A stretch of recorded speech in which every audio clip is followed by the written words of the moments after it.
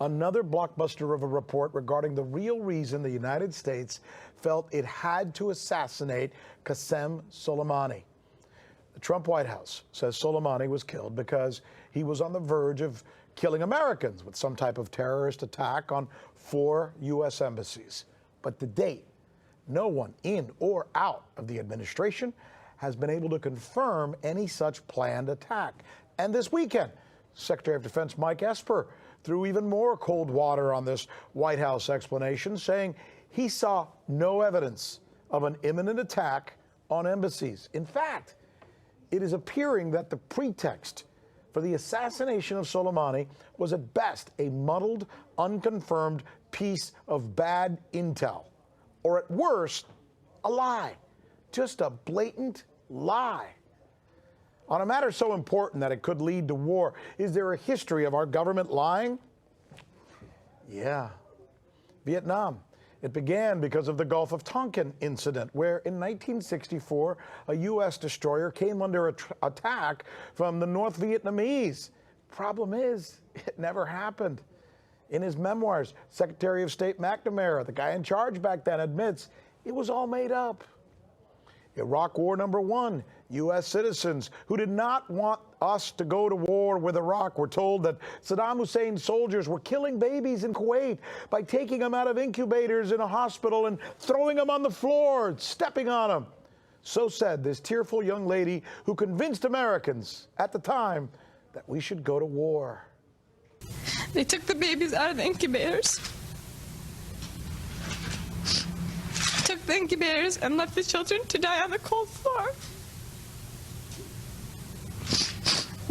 It was horrifying. Sounds terrible, right? That 15-year-old, she was lying.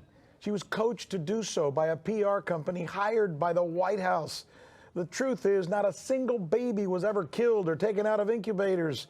And the so-called witness, it was later revealed by a Canadian investigative team that she was actually the Kuwaiti ambassador's daughter who was a friend to President Bush. Iraq War #2. Iraq declared 8,500 liters of anthrax, but UNSCOM estimates that Saddam Hussein could have produced 25,000 liters. If concentrated into this dry form, this amount would be enough to fill tens upon tens of thousands of teaspoons, and Saddam Hussein has not verifiably accounted for even 1 teaspoonful of this deadly material. Sound convincing, right? That's U.S. Secretary of State Colin Powell at the United Nations arguing that Iraq had WMDs. Because Bush, Cheney, Rumsfeld, and Tenet were not credible at the time, Powell was chosen and coaxed into giving that speech that led to the second war in Iraq. Today we know it too was a lie, and one that even Mr. Powell says he horribly regrets now. So now our government appears once again to be lying to us about an assassination that could lead to a war with Iran. So here's the question. If Soleimani wasn't planning an attack, then what is the real reason that he was snuffed out by a U.S. military drone? The answer, according to several global intelligence platforms like the Stratfor Group, who focus exclusively on geopolitical shifts for their investors, it's possibly this.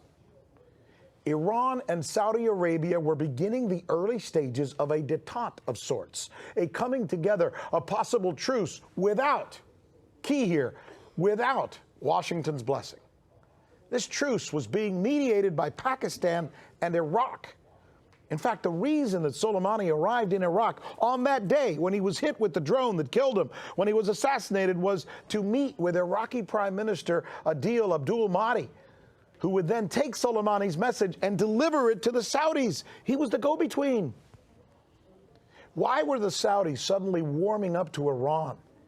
And why did that so bother the United States? Or was it maybe the Israelis that it led to having Soleimani eliminated?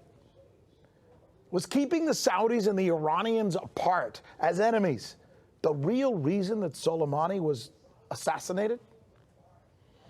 Man, this is big stuff, I'm telling you. This is the news with Rick Sanchez.